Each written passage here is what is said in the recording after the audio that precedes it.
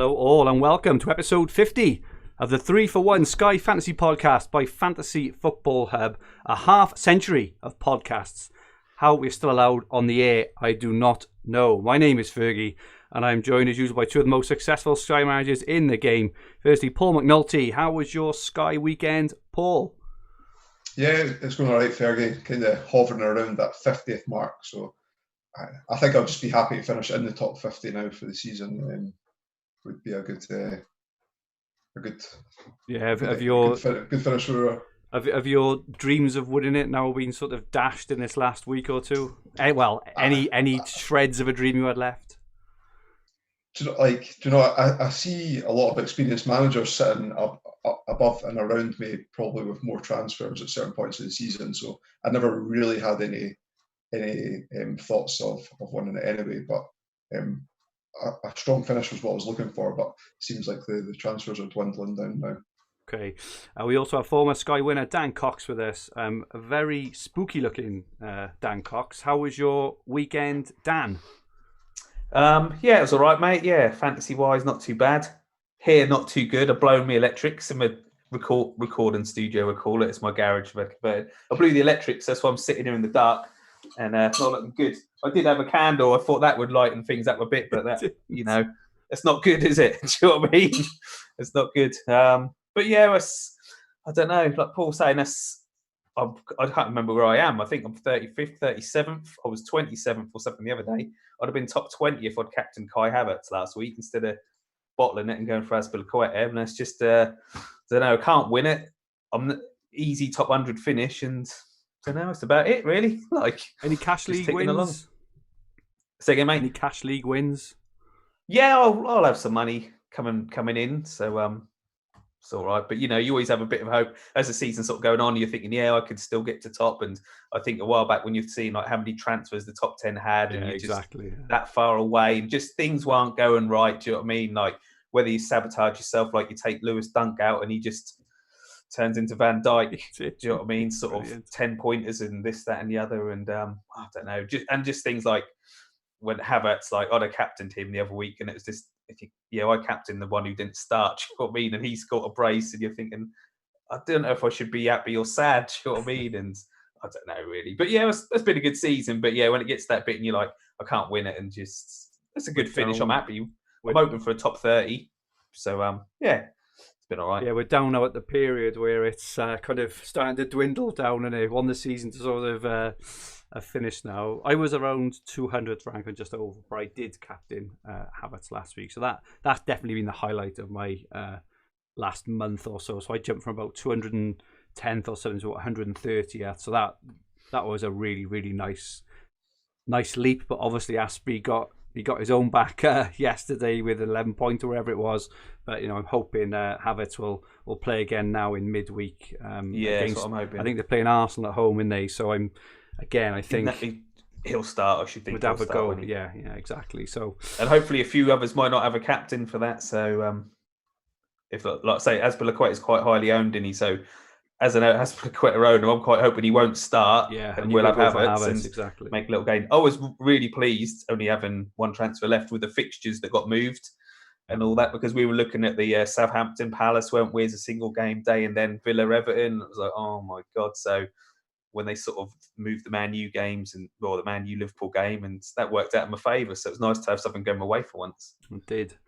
As we are live, please feel free to join the chat at any time. Let us know your thoughts on the topics of the relevant sections, and feel free to ask some questions for us to answer at the end. Good evening, everyone. Great to have you all in the chat. Fresh from Line of Duty. We've got a few more viewers this week than last week. All you go-offs who went off for Line of Duty the last month or so. Don't worry, and it's been shit. I was one of them as well. I will have a rant about that later. I've got a great alternative ending, which would have made everyone's jaw drop, and it would have made the whole thing absolutely amazing. But anyway, I'll touch. I never watched it, mate. I'm more Death in Paradise type of guy.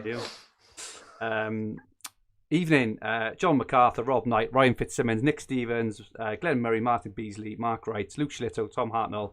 Evening, everybody, Liam Dorrian, Brownie, Sussex Martlet, Phil Hurst, and everybody else. Thank you so much for joining us this evening. For any new watchers and listeners, if you haven't subscribed to us yet, please press the subscribe button in the bottom right-hand corner of the screen and set the alerts so you don't miss our live streams at 9 p.m. every Sunday evening during the season, right here on this channel. Also, please press the like button if you enjoy our content. Gary Mantle, remember to hit the like of duty. What a topical legend Gary is. Nice one, Gary. This evening, Paul will share some stats with us. Dan will share the week's transfers, ins and outs, some ownership and transfer remaining stats. Those numbers are definitely dwindling now. We will look ahead to the remainder of this game week and then to game week 36. We will answer some Twitter questions, give some mini league updates, and we'll then finish off as usual with Dan's rant. Good evening, Dan Baxter and Ian Parrin as well. Okay, Paul, we have total player points the last 5 game weeks. Yeah, so 2 things I found interesting in total player points. One is that there's only 3 goalkeepers in there, and it's usually littered with goalkeepers, and none of the goalkeepers make up the top 10 either. And the other thing was looking at the top 10 players in there. They're all players that people are talking about, so they're either like relatively well owned or people are looking at, whereas usually you get a few players in there that are still unfavourable, even though the stats suggest people should get them in. So we've got Iniacho in front on 53 points. Stuart Dallas, the player that everyone took out for Vestergaard on the overhaul. The overhaul is troll. in second place. Where's Vestergaard on this list? He's probably in minuses, isn't he? Awful. Yeah, he might be. He could be in the bottom 20. Yeah. Chris Wood, who like certain players are thinking about bringing in for tomorrow night's captaincy. Johnny Evans, Gareth Bale, Son, Havertz, Greenwood, Alexander-Arnold, and the famous or infamous Dunk, whatever way you look at it. I have to admit, I did enjoy like some of the humble brags coming out when he was on 11 points and the captaincy was on him early doors. You cannot make up stuff like that, can you? You know, he's on for goal, clean sheet. He would have nailed passing, man of the match. It would have been an absolute monster haul to go from scoring a goal to getting a red card, not even getting a clean sheet points. That is like that's tough going for owners. That's just one of those hands in the air. What can you do? Absolutely unbelievable. But well done for anyone who held on with him, because he's been absolutely. He's probably been a difference. Whether you're getting a green or red arrow every week, he's probably down to Lewis Dunk. Yeah. I think he's been incredible. The worst thing is, without trying to sound bitter, right? Most of the people I spoke to have got Dunk, only kept him because they were running low on transfers and couldn't move to Chelsea. And you're like, jammy. I'm sure Ian Parrin captain. Well, I'm sure he did. Ian Parrin captain him today, and I know that he's not short of transfers, so he might have been one of the only ones that have got abundance and have actually played the fixtures and fair play to him, because he's done incredibly well for him over the last few weeks. But that'll be him out of the West Ham game, which is kind of their only favourable fixture in the next 3, because, well, they're playing Arsenal. I don't know. That probably does class as favourable these days. Yeah. But the Man City game's kind of nestled in between there. So sorry, most will move on. Is it a 2-match ban he's got? I think it's just a 1-match ban. I think it might be 2 because he's got a previous red card this season. Yeah, I'm not 100% sure. It'd be good if someone could confirm that, obviously, because that may make a bit of a difference as to when someone keeps him in or takes him out. But my understanding would be is the City game. The City game is the one in the middle, so I don't know that I would necessarily want him for the City game anyway. Fair enough. Moving on to player bonus points the last 5 game weeks. Yeah, usually the last 5 weeks of bonus is much higher, like a much higher average than this. It seems like that nobody's got that much consistency in there, albeit the Leicester assets kind of make up a large proportion of the top 10. So you've got Iniacho in 7th there with 10 bonus points. Ndidi and Tielemans, who we talked about in previous pods, if you're looking for maybe move away from Rafinha, they're on 13 and 11 over the last few weeks. So Soyuncu on 11 as well. I'm not sure that there's anybody in there that kind of stands out as a single captaincy day player that I would really be wanting to get in as a differential. There's players in there that the nice ticking over players like Højbjerg is going to get you 4 to 5 points on a game day, but with 3 or 4 games left, depending on what the team is, I'm not sure any really stand out now to me as players that I'd want to get in from that list.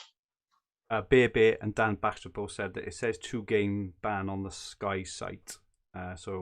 Yeah, it'd be good if that could be confirmed.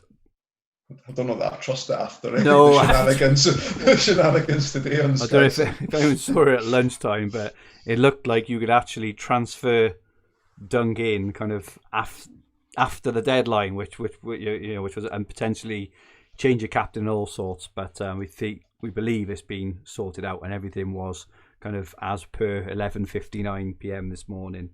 I think Lance say anyone who done a transfer that'll just be active from tomorrow. I think is what they. So if you did bring in Dunk, he'll come into your team tomorrow. That would be an absolute nightmare for people. So you've lost the transfer. And he's now banned for the next 2 games as well. Don't be cheeky. Don't try and do moves after the deadline. Unbelievable if anyone's done that. The biggest surprise in everything is that Sky does snapshot the data at 12 o'clock. So. Unbelievable. Unreal. Okay, let's move on then to most transferred in, Dan, over the last week. Hang on, mate. I need to take the torch on my phone. Transferred in. So in the last week, so since last Sunday, Harry Kane, 4,654. Gareth Bale, 1,261. Hopefully that was before he got his hat-trick. Before his hat-trick, that would have been amazing. My goodness. Antonio, 1,174. Then Chris Wood, man of the moment, 1,131. And Jesse Lingard, who's scored all his goals for this year, 1,087. You have to feel for the 826 managers who brought in Harry Maguire because obviously he went off injured earlier, but really early suggestion is he could be out for a couple of weeks, maybe even the remainder of the Premier League season. I think that Solskjaer said earlier they hope to have him back for the Europa League final, which is obviously after the season finishes. So very hard luck anyone who brought him in. A few more people, 522 managers brought in Pereira for West Brom, rewarded against Arthur. What a great move. And some moves. Lots of Man U in there as well. And some moves for Greenwood, Aubameyang, and Pogba, Salah. Looks to be some really good moves in there, I think. Don't they? Shaw, Rashford. A lot of these players have got goals and assists, so really, some really shrewd transfers being used there. Unless they're doing it after the event, which obviously be a bit silly. Transferred out, Dan. The top out. Gundogan, God, he's been holding on to him still. My goodness, I know that's a few. That's all sort of move we made a few weeks ago, isn't it? Lesson learned for next season. There, around just obviously Diaz is probably an exception, and maybe Cancelo, maybe Edison, but just shift the rest on in it. My goodness, like he's been on the list long enough for Dan to get his name right. Yeah, I know. That's how long he's been on there. He can say I don't mind him being on the list now. He can say it in a German accent and everything now, Dan, can't he? Wonder one. What was that? Go on. Geordie. Vardy, 2,540 teams. I'm glad I didn't bring him in. I was tempted to bring him in, but he's just been Vardy, and he probably score a couple. Like they've got 3-yard games now, so he'll probably score in each of them. Bamford, 2,244. John Stones, 1,778. And then Ruben Diaz, 1,270. Noticed 296 managers have only just transferred out Pedro Neto, even though he's been confirmed out the season for bloody weeks. Come on. That's a bit of an odd one there. And I don't think anything else. You wouldn't bother, would you? No. Just wouldn't bother now. I just think he's been sitting in there for however long injured, and you've lost out so many points. I don't know. Liam Dorrian, famous in the hub chat for his reluctance to bring in Lingard, brings Lingard in just for him to blank twice in a row. Liam, you've been done a kipper there. He seems to be off the boil a bit. He's got 3 nice fixtures now, I think, to finish, haven't he? So hopefully he can provide something before the end of the season. Top 1K ownership, Dan. Bruno Fernandes, 98.4. Jesse Lingard, 88.7. 88.7, my goodness. That's incredible, isn't it? Mad. Harry Kane, 83. Oh, it's been devastated with him last Sunday and then yesterday. Yesterday, he could have had a couple of goals, couldn't he? The offside and the bar. So, been unlucky. Salah, 82.8. Iniacho 62.4, Azpilicueta 60.1, Ruben Diaz 59.6, Martinez 43.6, Trent 40.7, and can't read that last one. Rafinha 27.6, who's back to action now. So Lewis Dunk, it'd be interesting. 26.6. That's 260 odd managers out of 1,000. It'd be interesting to see what they do there, especially if they only got one transfer left. So speaking transfers left, Dan, we've got it now on screen. Yeah, so this was from midweek. I forget the day, whether it was the 5th or 4th or whatever. So the top 10 was 2 transfers on average remaining. The top 100 was 2 also. The top 1,000 was 2.7, and the top 5,000 was 2.9. So we're really getting low now. Like you've got, well, probably most people probably got all theirs planned what they're doing now if you've got 1 or 2. So that'll be it. Whether you try to keep one for the last day of the season or, you jumped on Liverpool or Manchester United this weekend. But I think that'll, when we get the next fixture, the next release this week, that'll, be 1 win at 1.5. That'll be getting low now. It will. David also spotted Grealish out of 762 teams, even though he's been out for months. And Martin Beasley says he put Son in for Kane when he was injured. It's paid off nicely so far. It has. He scored a couple of goals in that time in it. And Sean Thorpe, FF Thinker, there's only one thing I'm interested in, and that's catching a captaincy break. It doesn't sound like you're having much luck there, Sean, on the captaincy front. I noticed you put a question earlier. We will ask that at the end. In terms of transfers left, so I ran out last week. I did that kind of rage Aspi to Havertz transfer, and then I did Vardy to Kane last week. I've got to say though, I feel I think I've got the vast majority of the captaincies covered as long as players obviously start. Like I think it's Bruno Tuesday or Thursday, wherever it is. There's a couple that if you don't start, you're going to be in trouble. But I think everyone will be Man in the same City, boat. Newcastle. That's what's worrying me because I've only got Ruben Diaz. Yeah, of course. So if he doesn't start, I don't know why he wouldn't. But if he doesn't start in that game, it's like, Callum Wilson time. Oh God. That's where I'm going to try and catch you, Dan. Callum Wilson. So I think you're right, and it just it just shows now for everyone asking at the start of the season, why is it so important to hold transfers back? Like imagine now you're in kind of Ian's spot or someone else's spot where you've got 6 or 7 transfers. You can literally make a luxury transfer basically every week and guarantee yourself a green arrow. This is the time in it. So I know we've been having a chat offline, and we, Paul, about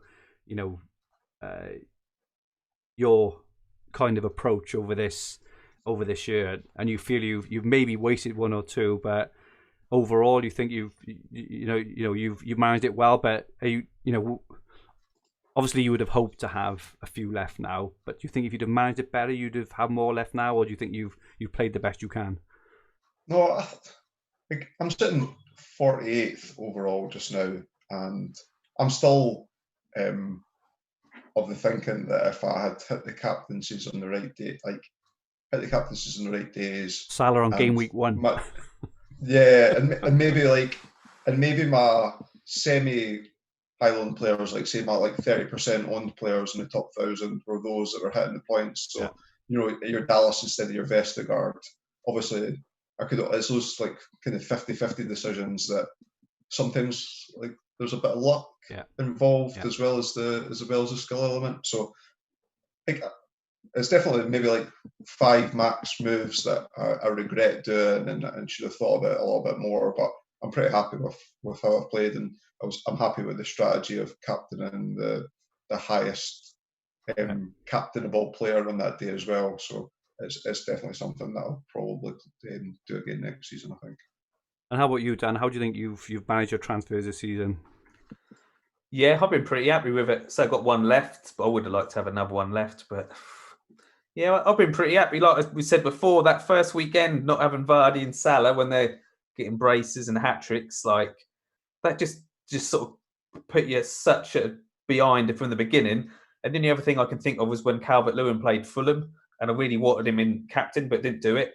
And he scored like within about a minute or so, didn't he? And I think he got a brace or something like that. Yeah. I don't know, but something like that. And you think, and then I think, God, if we'd had the second overhaul, and I'd have kept Dallas instead of Vestergaard, and then something like, if I'd have captained Havertz instead of Azpilicueta, I'd have probably been top 10 or something. Like, it's such fine. Or if I'd have done I didn't want to do the holding move, but then that was another one. So I went for Lacazette because I was a bit behind and you wanted a higher point ceiling. Then I see it as a bit of a safe sort of holding move. Do you know what I mean? A steady sort of thing, and just things like that, really. And that's all the difference it takes, isn't it? Like, but obviously once you get up there, you can do them sort of blocking moves, can't you? Whereas you get a little behind, you have to then do a Lacazette and hope. And but I've been pretty happy with it. So it's just a few things here and there, and what could have been. But happy to go again for next season and try get another top finish.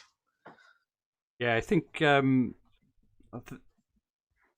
a waste of couple. I think that Lacazette over Holding call put me on tilt a little bit because I had a really good plan. The first time, and I think up until that point I'd been playing really sensibly. I had a good count for transfers. I think at the time we all still had quite a few left and reasonably the same sort of number. So because I knew I was 28 points down from that, it kind of your natural inclination is just to try get it back in it, and it's so frustrating. But we were all on about similar points then, I believe, as well, when it's sort of thing, because me and Paul did Holding, and there you done Lacazette, didn't you? Shoot a bit more money, or I think you were going to do Tierney. It was Tierney, and he got injured, which then surprised me that you didn't do Holding on the back of that. Yeah, I think it's that whole thing that you can afford Lacazette, and it probably was. I wasn't convinced that Holding was going to start the two because they had the 4 centre backs, didn't they? That was all it was really. But anyway, bit of a shame. But I think overall, reasonably happy. Though I would have liked to finish in the top 100. But when you're balancing all these games as well, it's quite tough to keep 100%. I don't think the Wilson move's a bad move. I didn't make the Wilson move that people potentially regret. And I don't think it's a bad move. I just had vibes for me of Gabbiadini the other season where a lot of people brought him in on the Sunday and it wasn't a fixture that you were going to captain him in. I think it was away to Spurs or something like that. And he got injured in that game and then missed the single day captaincy coming up, and it's just one of those things that happens. I think I just need to get into a mindset, but like my mindset in FPL, just for example, if I make a mistake, or when I say I make a mistake, things don't go your way or wherever it is, or you try and be a bit elaborate or whatever else.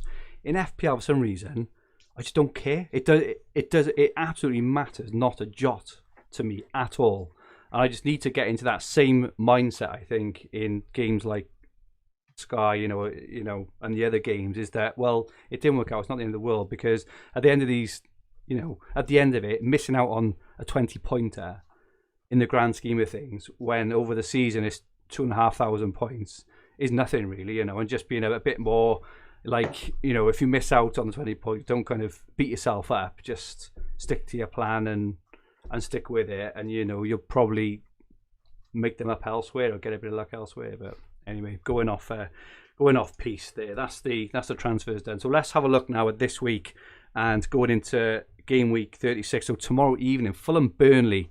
So Dan, you've got a plan for this, have you? Yeah, Patricio useless to Pope. Last transfer done, and then I'll just watch Azpilicueta and Havertz won't start against Arsenal, and Diaz won't start against Newcastle, and I'll be fuming. But yeah, Patricio to Pope covers me off. Hopefully, keep the clean sheet. That's where I'll put. Not advocating gambling, but I'll have a fiver on Fulham to score, something Brilliant. like that. Just to cover myself.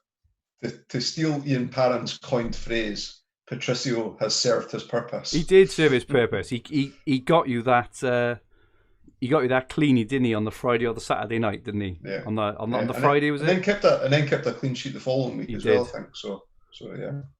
It does. Paul, any thoughts at all on the Monday? If you haven't got a captain, would you be tempted to bring one in? If you know, if you had a few transfers Popper left? would. Yeah, Pope. I'm going to do the Pope move as well. It's something I earmarked a while ago, and Patricio's annoying me now as well. So I'm going to do that move. But Wood, see, he was at, near the top of the point scoring over the last 5 weeks. And the actual roughly the same price. And the actual's 8.4, Wood's 8.5. Leicester's fixtures aren't great, and probably not going to captain Leicester asset at the end of the season. So, in the actual to Wood, if you didn't want to lose your goalkeeper, perhaps you got Martinez and didn't want to make that move. I can see that as a viable option as well. Ryan Fitzsimmons says Dunk to Wood. That sounds like a really good move if you're plus stuck with Dunk. Plus on Saturday you've got 3 games that are. I know we're going to cover Saturday probably, but the opportunity for the Burnley players there as well. Yes, we'll touch on that now. Tuesday evening, Manchester United versus Leicester and Southampton against Palace. Paul, what are your thoughts on this day? Yeah, I'll be captaining Bruno if he's available, and if not, any actual, assuming that he plays. There's some options elsewhere. Although I thought Zaha looked kind of laboured a bit in the second half. I don't know if he's injured. Not that I had to talk myself out of potentially bringing him in as a differential to Dan's team at the weekend there. But I'd considered Rafinha to Zaha as my additional move. But yeah, Ward Prowse will be on penalties if Ings isn't playing. Again, another option. Good shout. Wednesday the 12th of May, Chelsea against Arsenal. So Dan, this is where me and you are hoping that Havertz starts and we can steal a march there. Points. They can stick a couple past. See a nice 4 points. Hoping they can stick a couple past Arsenal there on the Wednesday. If you're without, if any of our watchers or listeners are without a Chelsea or Arsenal player, would you advocate any kind of move to bring any of them in? No, not worth it. No kind of captaincy days later on or whatever. Really, not for me. They both blank next game week as well. Not blank the full game week, but they both have a fixture less the following game week. Because the FA Cup and it. FA Cup final. Yeah. Okay. Thursday the 13th, Aston Villa against Everton, Manchester United against Liverpool. Paul, what are your thoughts on this day? Everton were really good away from home. They are, yeah. Calvert-Lewin, for those that have still got Calvert-Lewin, could be a shout. Bruno, Salah. If I held Calvert-Lewin, I think I would captain Calvert-Lewin. Really? I will probably be captain Bruno, but I'll assess Man United's minutes on Tuesday. And if Bruno plays 90 on Tuesday, then I might captain Salah. Interesting point from Tom Hartnell around, the protest, a potential protest on Thursday evening. I'm pretty sure that they will have, everything in place, you would guess, but it probably is, if you are a bit scared of that and you do have a Villa or Everton player, that is an option there. I've got to say, I watched Liverpool the other night against Southampton, and defensively they were absolutely all over the shop. So even though they kept a clean sheet, they didn't deserve one at all. I think Alisson made 6 saves and was man of the match. So I do fancy Rashford and Greenwood to give them a bit of a hard time on Thursday, just to throw that into the mix. And then on Friday, the game we mentioned, Newcastle against Man City. So I have Diaz, so I'll be hoping he plays. I can't see why he wouldn't play. They still haven't won the league. They're just going to want to get it tied up, and they won't have played in midweek either, so there's no need to kind of rest him as such. So I think he plays, and I think he'd be all right. If Diaz doesn't play, and he's the only player you have, again, would anyone advocate a transfer? I might be tempted by someone like Mahrez or Foden, because looking how the fixtures land, they have that game on the Friday. Then they have a midweek game. Then they're going to play the final week of the season. And you would guess that they're going to play a very similar team in the final game week of the season that they're going to play in the Champions League final. So, you could potentially get, a really kind of low-owned player who could really, really haul. Anything else to add there, anyone? No, I think with it being the first game of the game week and who's it misses out? Chelsea, Arsenal, Man United. I guess it could be an opportunity if you've made the most of the extra Man United games with someone like Rashford or Greenwood or Pogba or someone like that, then it would be a good chance to move on. I just think that the majority of teams will have perhaps Bruno and players that already play that game week, so you're losing out the extra game by doing it that way. Cool. Saturday the 15th, Burnley play Leeds in the early kickoff, which you mentioned already. So, if you are going for maybe Wood or Pope or someone like that, could be a decent option. Southampton play Fulham, and Brighton have got West Ham. I think the majority of people, I would guess, would probably be on maybe Rafinha if you held on to him, maybe, or Lingard. Anything else there, Dan? Anything else there on that day?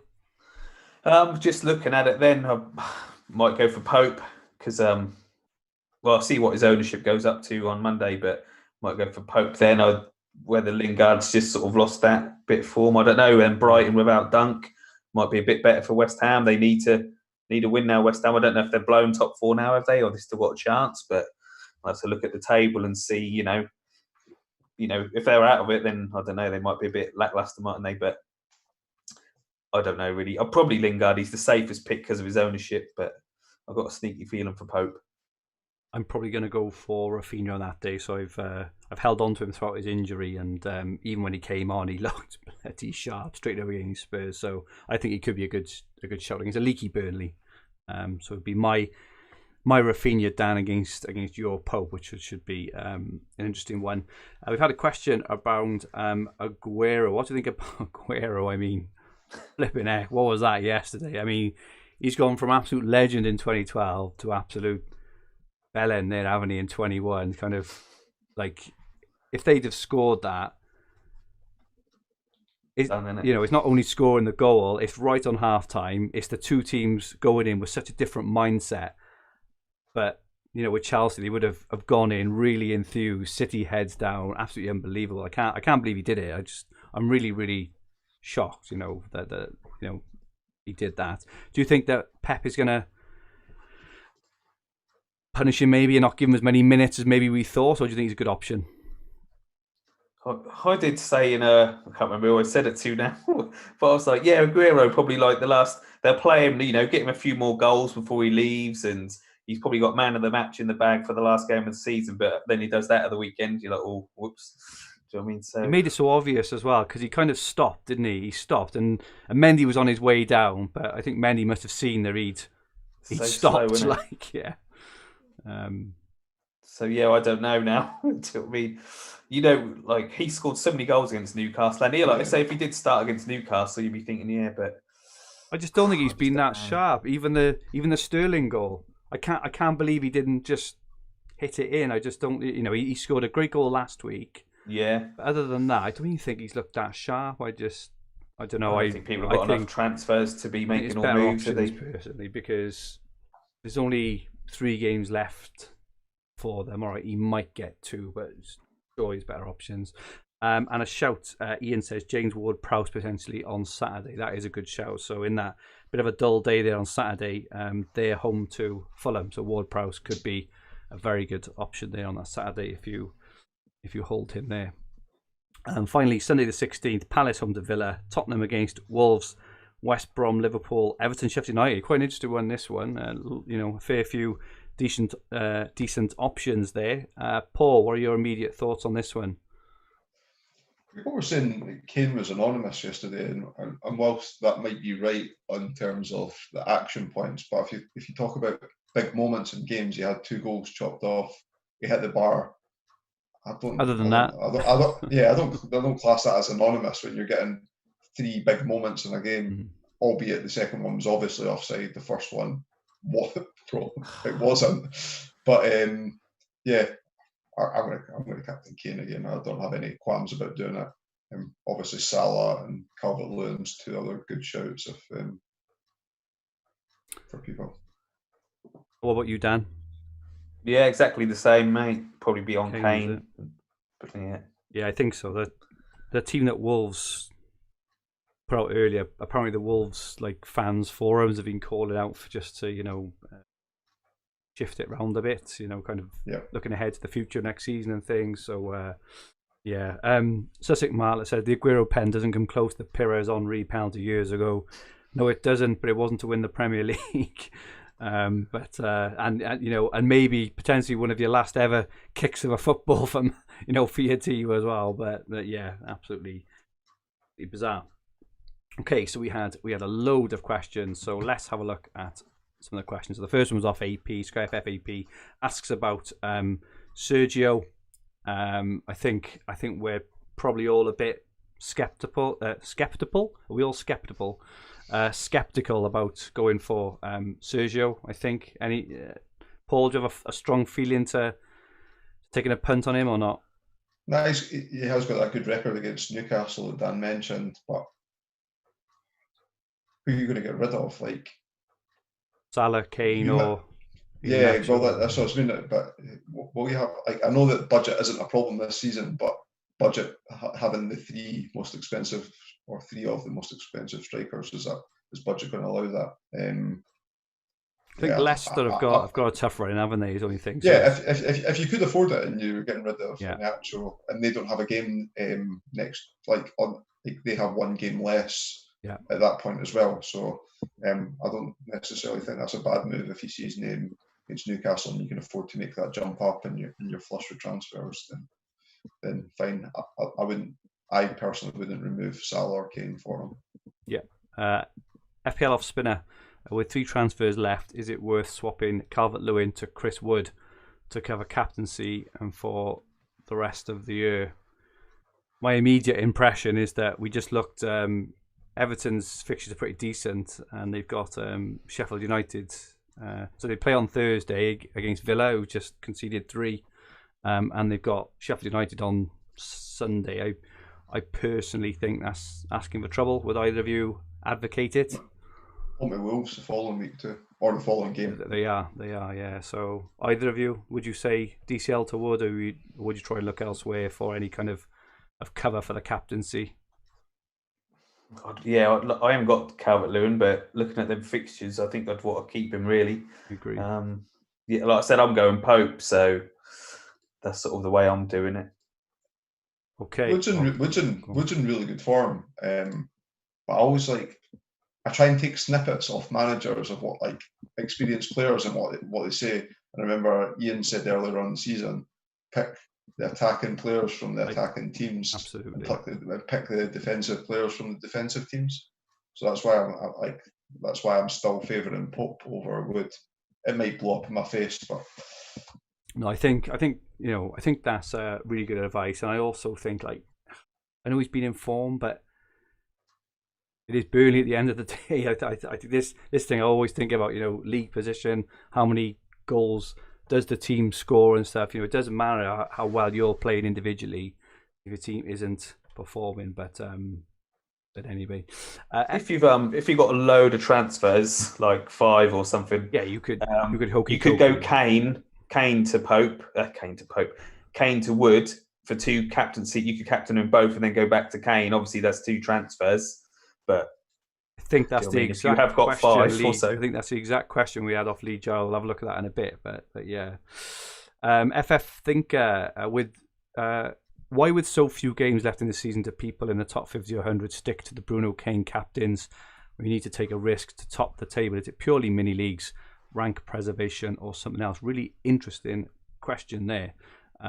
Paul, can I ask you first? Why do you captain Bruno and Kane every single week?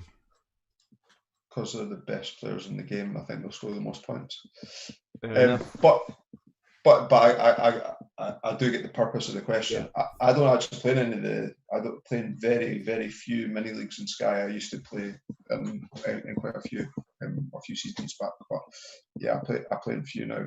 And I still think that I just want to stick to my tactic. I don't think it's possible to win it for me, even by picking alternative players or to potentially reach the top of any cash leagues that the few that I do play. So I'm ultimately trying to get the most points that I can finish the season with and finish as high as possible. get some bragging rights over Dan if I beat him. So yeah, I'm sticking with players that I think will score the most points, and those two players are top of the points scoring system for the season for a reason. Martin B says, I tell you why, I went Lingard over Bruno today. Dan, what about you with that question? It's a really good question.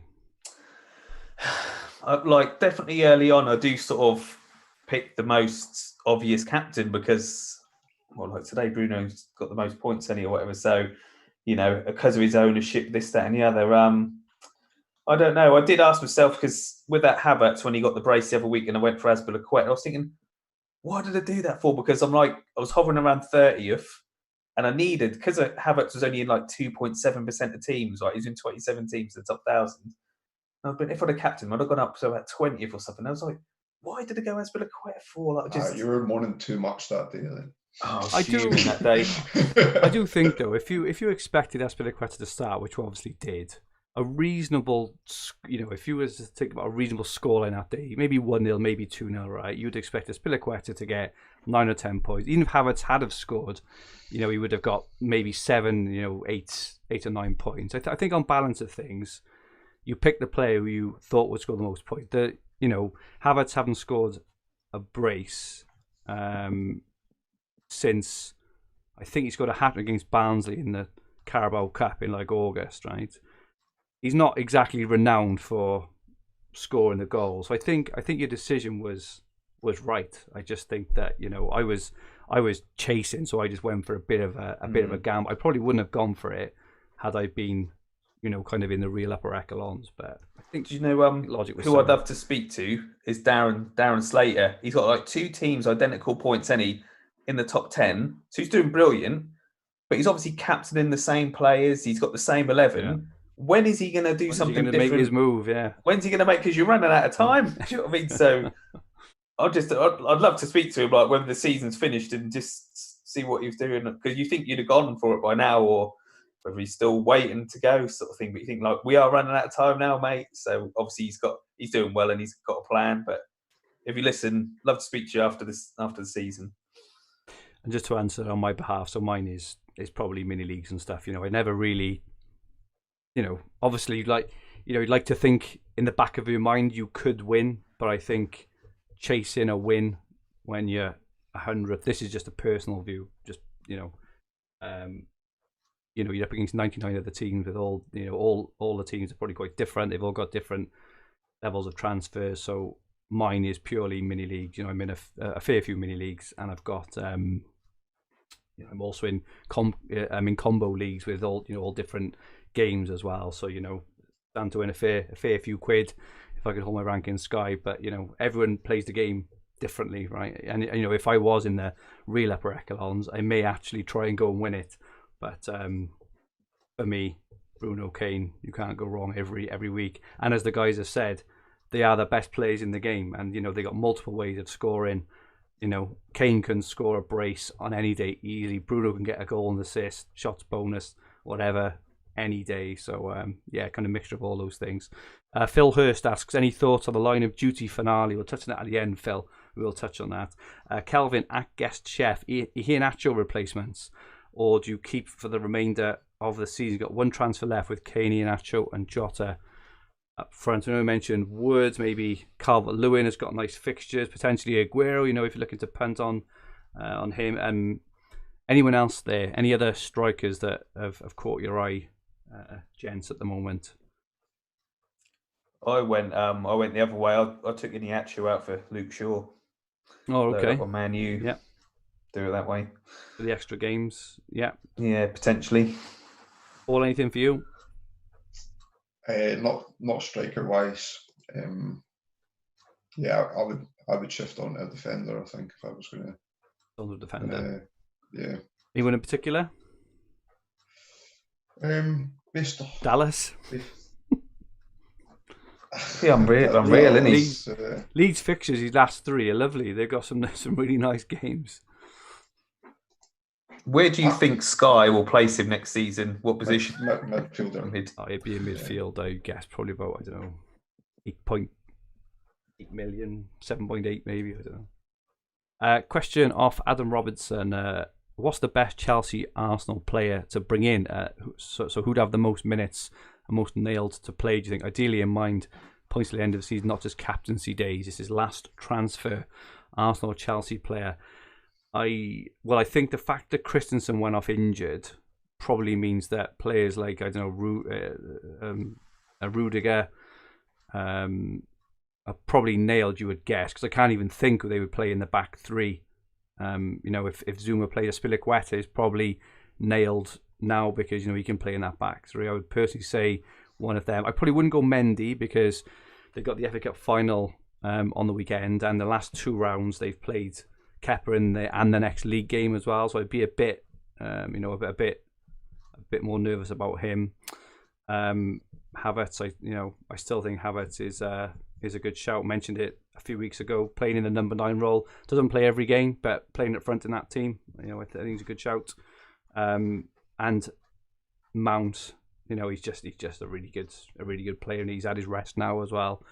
Can't really get excited for anyone for Arsenal. Noticed Saka played really well this evening, but anyone else? Paul, Chelsea or Arsenal players? I wouldn't touch any Arsenal player at all. Rudiger would be the one for me if you had to pick someone, I think. Dan? Wouldn't touch Arsenal with a barge pole. Chelsea, like you said, because they got the FA Cup final, then the Champions League. I don't know. If you got, most people probably got Azpilicueta. I'll just stick with what he got and look for something else to think of. That's your last transfer. Geoboy says Bamford maybe. That is not a bad shout. I'd say Leeds' last 3 fixtures are really, really good. So yeah, can't argue with that there.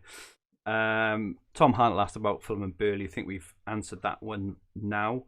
Which Man City players believed to be the best last 3 games, the first of which were captaining Newcastle? I think we might have mentioned this already. Anything else there? Any kind of straggling thoughts on Man City? I mentioned maybe someone like, it depends if you're chasing or defending. Probably Edison and and Diaz in terms of safety. But I do think that Mahrez and Foden will probably start 2 of the last 3, as well as the final. Anyone else, guys, at all? Would have just said Aguero, but I'm not sure after that penalty. Paul, anything with you? No. No. Okay. AD Tor asks about best Dunk replacement. I think we've talked about Dunk a bit, so maybe to Wood. If you can, maybe. Anyone else? Any kind of anyone I suppose for the Chelsea asking potentially someone like Rudiger. If you've got the cash for Rudiger and you haven't got a captain for that day, maybe leave it till Friday to see if you can get in a Man City player, like you said, someone like Foden potentially. Anything else? Any really obvious places to use them? Man United's got the extra games, but albeit I know people's got their doubts on Maguire's ability. I'm not too sure. I'm more confident with Eric Bailly and Lindelof at centre half either. So, and their fixtures on that, even though they've got Leicester and Liverpool as well, so they're hardly the nicest kind of set of fixtures this week. Ian Parent says, "Can someone do a mini Dunk Red rant on my please?" Dan, are you going to rant about Dunk later? I think you should. I was buzzing with it. I've got to that stage in the season where I'm actually like getting happy at other people's misfortunes. That's how bad it's got now. I'm not just happy when my player scores. I'm actually getting Dunk Red card. I was like, yes, get in there, because he's just ruining my season since I took him out, and I'm getting bitter and think about it. So if you're an owner, I feel your pain, but yeah, he still got 8 points, so I was buzzing. I'm like, he's still got 8 points. It's still pretty annoying. Luke NDN says, looking forward to SAS. Who dares wins tonight? Luke, he says it's going to be a belter of a season. Absolutely fuming with that. Just so that clashes with this stream. Liam asks, do you reckon Daz will be reclassified as a midfielder next year? So I think he will. Any opposition there? I think he will as well. No with Sky. And also pick one for next season: VVD or Diaz. Paul, off the bat? I think because based on price, that VVD might be cheaper than Diaz next season. So BVD for price, if that's the case. And Dan? Yeah, depends on price. If depends, you got to find them. It's not about going for them two. It's finding the next VVD, the DS. Yeah. Dunk. He'll be first in the team. I reckon Diaz would be I just think Man City are kind of on the way up again, and Liverpool have had their brief 3 or 4 year stint. I think they're going to find it hard to find the levels that they had last year or the year before. So I'm going to go for Diaz there. And final question off Lee Giles. So relating to one we mentioned earlier. So would you bring in Chris Wood for Iheanacho and leave for the season, or would you take out Kane, get 2 captaincies out of Wood, and then transfer Kane back in before he plays again? So Dan, you mentioned this earlier. What do you think is the better option for Lee there? I think if he's still got a few transfers, then the Kane to Wood and back, or just Iheanacho to Wood. He's asking you which one. He's just got above me. He's just got above me, right, in the leaderboard. So I don't love him too much. Go Kane to Wood and back again. Use 2 transfers, Lee. Go on. Paul, what are your thoughts on that? If he's got the transfers, which it sounds he does, Yeah, and he's a good player, I guess he's got more than 2 if he's even contemplating that move. So on that basis, I would use the 2 transfers to do it, knowing that he's probably got another stored to do something else. I agree. I would do that. As well. Okay, on to the Fantasy Football Hub £500 mini league. In 10th place, we have Ross Woodier, 9th David Caulfield, 8th Ryan West, 7th Sean King, 6th Oliver Colgan, down 3 places. Oliver must have had a bit of a nightmare yesterday. 5th Peter Brown, 4th Mark Burgess, 3rd Tala Nadeem, 2nd Daniel Wright, and 1st Kerry Vintis with 3338. This is as of last night, so very, very well played everyone in that Fantasy Football Hub £500 cash league, and well done to Kerry, who still leads, been top for quite a while there. And moving on quickly to the 4 Nations League. Where can we start? So my team is in 5th, 3179. Dan, how are you nearly 100 points ahead of me? What the hell? How? I don't understand how you're nearly 100 points ahead of me. Absolutely, should be more, shouldn't absolutely it? Unbelievable. 4th, then we've got Paul's second team 3193. Liam dropped a place yesterday, 3239. Paul McAnulty then in second with his first team, 3246. And Dan, 16 points ahead on 3260. Currently sitting at 35th overall. Don't expect that to move much today with today's action. Not much happened, did it today? So how many points did Shaw end up on, Dan? 2. 5. Got man of the match. You're joking. No, he did get man of the match. Yeah, unbelievable. I text the reporter as it's coming to the end, just sort of something out here, mate. I bet you did. Paul's been saying he's going to pass you now for about a month, and he still haven't managed it yet. Time is running out. He's going to do it. He's going to do it. I've still got more transfers. He's going to do it right at the end of the season, isn't he? I ain't paying to send that trophy to you. And you want that? You've got to sort of arrange your own career, mate.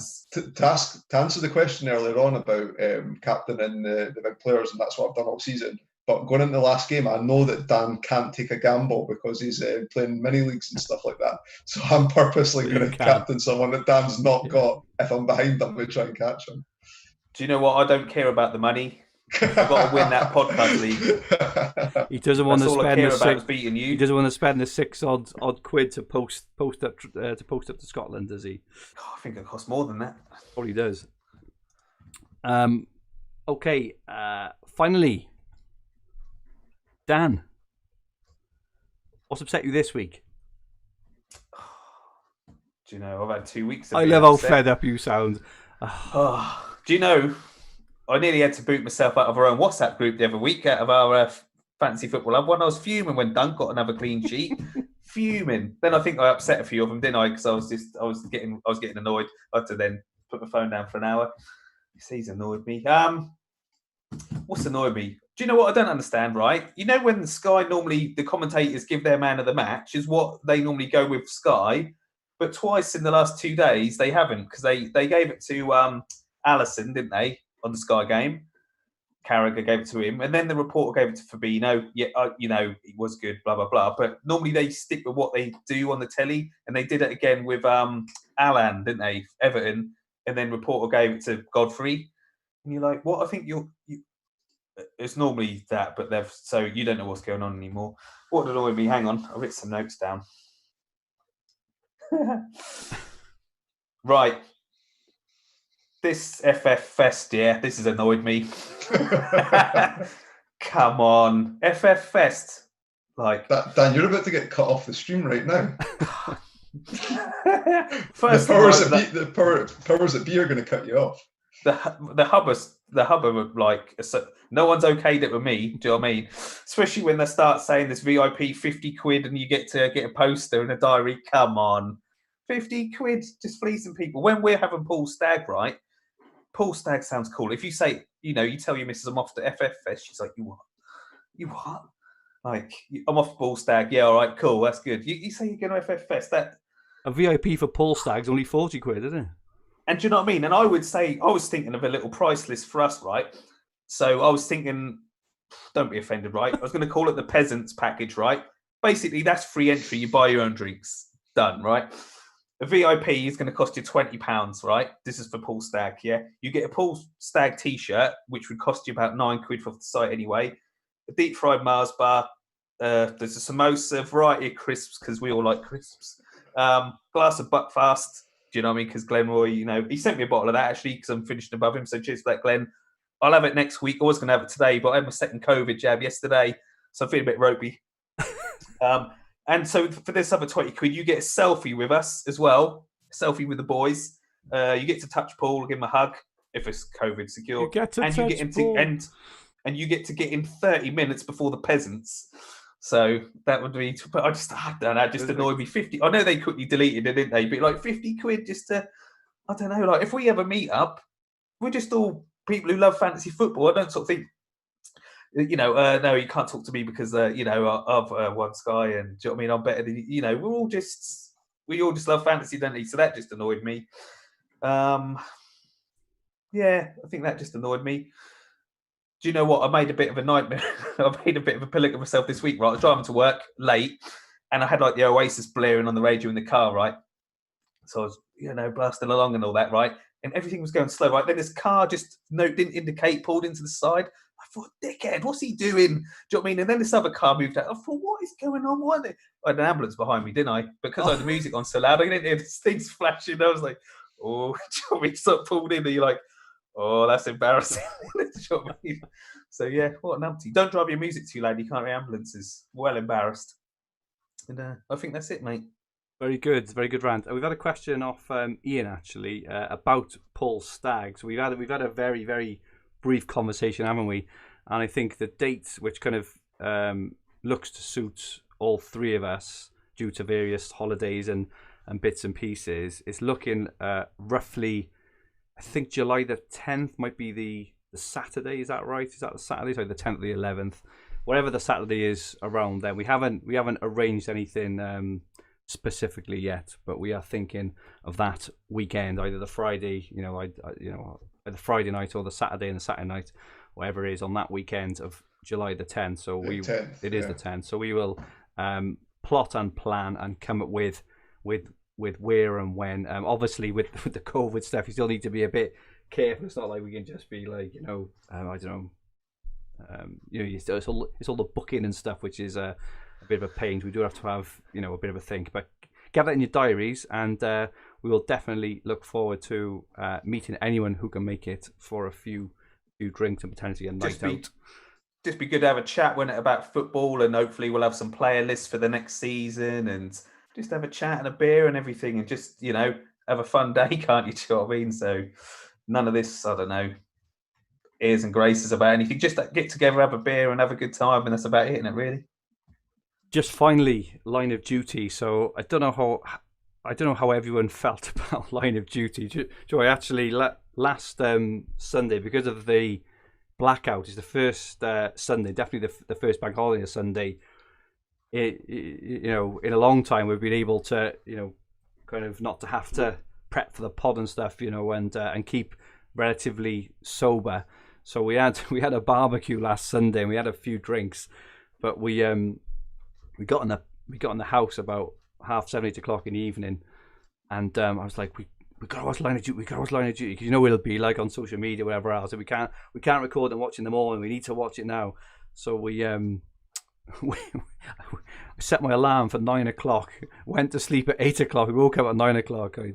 Half sober, half thing, and we watched it through. But what a disappointment! And I've got an alternative ending anyway. I told Paul, what do you think, Paul? Do you think it would be a good one, or do you think it's a bit far fetched? I just finished my last John Smiths at that point, so I was kind of like. I'll tell you again. So I was kind of hazy. When you were telling it. So for anyone who watched it, it was incredibly disappointing. If you don't want a spoiler, turn it off now. But basically, they made out that H was this H was this Buckles, who was this absolute buffoon all the way through, and it just a complete damp squib of an ending. Now here's the alternative ending, right? Is that Kate and Steve and Hastings and everyone else, they go to find Buckles, and there's a bit of a shootout at his house and stuff. He's defended himself, and he turns out to be this rotten, horrible, hard bastard. Blah blah blah. Anyway, somehow Buckles manages to get either Kate or Steve in the house, and he's kind of got it. He's got them at gunpoint, and he's like, I'm gonna kill you. No, you won't. Blah blah blah. All this kind of stuff. Because the thing for me that has made Line of Duty so amazing over the years, for anyone who's really into it, like I am, are these jaw-dropping moments they do, the things you don't expect them to do, which a lot of the time includes kind of killing off some of the main sort of characters. And I thought for an ending, they could have ended on Buckles either, kind of executing Kate or Steve, which would have just been an absolute jaw-dropper in itself. The whole country would have been in tears. And then, but just as that happened, just as everyone's recovering for 5 seconds after that, you see Hastings stood behind. It pans out to Hastings, who is stood over Buckles' shoulder, but you don't know whether he's there because he's part of it, or whether he's just come in to try and save Steve or Kate. And then the program just finishes, and you have to make up your own mind forever on whether you think that actually Hastings was kind of in it, on whether he was actually H or not. That should have been the ending. That would have been jaw-dropping, followed by that, gripping drama, that whodunit, and then they should have just finished it. It would have been absolutely incredible. But instead, it was probably one of the most disappointing finishes to one of the most amazing series ever. If anyone's got any thoughts on that ending or any other alternative ending, maybe Glenn could have burst in and knocked Hastings over the head with a bottle of Buckfast, or Paul could have grabbed Steve and deep fried him, or something along those lines. But I think my ending is bang on the money. Paul, now I've told you again, now you're sober enough, what do you think of that ending? Sounds great. Did you know like the most fascinating thing I found out was afterwards, and Buckles was the barman in the first ever episode of The In-Betweeners, and refuses to sell alcohol. Right, yeah. He's got the long kind of, remember when the guys used to use the straighteners on the crossover in their hair? He had that sort of hairstyle. So hang on, I've just gone to this massive elaborate ending, and you've just gone, But what about when he was the bartender in the In-Betweeners? Yeah, I found that more interesting, I think. I've seen that In-Betweeners. He's like, 4 pints, please. And he's like, ID, please. Yeah. Like, watch this show. So I know what you've been talking about, Fergie, for the last 3 or 4 minutes. Yeah. I'm wasted on you. Dan found it more interesting as well. Yeah, exactly. I'm absolutely wasted on you, pair. Anyway, if anyone in the stream thinks it was a good alternative ending, let me know so I can go to bed at least feeling like, I've got some actual creative imagination, not like these pair who talk about the pissing In-Betweeners and deep frying stuff. Death in Paradise, I like. That is it for us for this week. Just to say in advance that next week is very likely to be our final stream of the season, because obviously it's the build up to the final game week 38. Last year, obviously, we had Liam on. We did a kind of post-season stream with Liam as he won it, but it looks like I'm going to be away on that weekend, and I am going to be drunk on that weekend. So it's very unlikely. I'm definitely not coming on after a drink, because last time we did it at Christmas, I left the stream running by accident, and we were talking for a good minute. Thankfully, we weren't slagging anyone off or swearing or anything like that. But I thought we were, but you muted it. What's that? You muted it, didn't you? No, I didn't. No, I muted me. I didn't mute you, Pear. But God. anyway, and that was after just like one Zero or two zero. drinks. So imagine. So the that. final night of the season, when someone wins the 50k, like so when we had Liam on live last year, you're saying that we can't do it this year because you're going on holiday. No. The thing is, you, Pear, have let us down because neither of you in the winning to actually, in the running to actually bloody win it, are you? So yeah, If we'll anyone's listening, see. Maybe you can work YouTube. Me and Paul are free. Oh, and Tom's just said, can't. Yeah, there's a new. Have you not got a new assistant, Fergie, that could run it? Can't. If Sudge or Joe and Luke, we go on with you on the final Sunday, boys. Sort it out. All right. Thomas just said, can't we have a Friday stream before the last weekend? I'm actually leaving on the Friday. We'll have to. We'll see. We will You're not see up to if that we fantasy can. football fest, are you? No, I'm not. No, we will see if I can work. Ian's saying let Dan and Paul do it. Liam and I can guest. It's not. I don't know how to work this computer. Imagine Dan trying to set it up. It's got a pen and paper point arrows and shit. If someone can host it, speak to me and Paul. You can be a Fergie for the night. If someone can host, if someone can do the tech, that's the important part. The hosting, schmosting, it's being able to actually run the stream. So if anyone can do it, anyone wants to do it, you're absolutely and you got to more text than me welcome. and Paul at and I will watch 9. it. I will watch it pissed and give you a load of abuse on the stream. Joe and Luke sort out a mashup hub and scout. Come on, there we go. We'll do it live. Okay, so thank you to everyone, as usual, for supporting and interacting with us on this live stream. Liam will be on next week. I should have said, actually. Liam Dorrian, last year's winner, Liam Dorrian, will be on with us next week for the penultimate or maybe final episode of the season, depending if we can get anyone to come on and stream. But Liam will be on next week to share his thoughts on his season and the final running, because obviously we've got Gameweek 37, which is the midweek games, and also the final day, that final Sunday of the season. So make sure you tune in next week for that with Liam. One favour, could everyone please retweet the podcast when we tweet it out either later this evening or tomorrow morning? Dan, where can people find you? Twitter, Dan Cox 82, and article on the Hub each Thursday or Friday. Okay, and Paul, where can we find you? On Twitter at Paul McAnulty1, MCANULTY. Okay, and my Twitter handle is at FFH_Fergie. So this podcast and video will be on the Fantasy Football Hub, Sky and TFF YouTube channel, and also available in all major podcast platforms. If you liked what you watched, please click the like button. And remember to subscribe in the bottom right-hand corner of the screen. If you enjoyed your listen, please rate the podcast versions and leave some comments. Our handles on Twitter, Instagram, and TikTok are at FFH_HQ, and our podcast Twitter handle is at FFH_Sky. So please follow and feel free to ask any questions. Our website is fantasyfootballhub.co.uk, where you'll find everything you need for fantasy football all under one roof, including player comparison tools, the fixture ticker, Opta stats, top player, team reveals, and much, much more. Just to say, we have got absolutely massive plans for Fantasy Football Hub next year on all formats. So make sure you stick with us going into next year. We will also be expanding out very likely into some other games as well.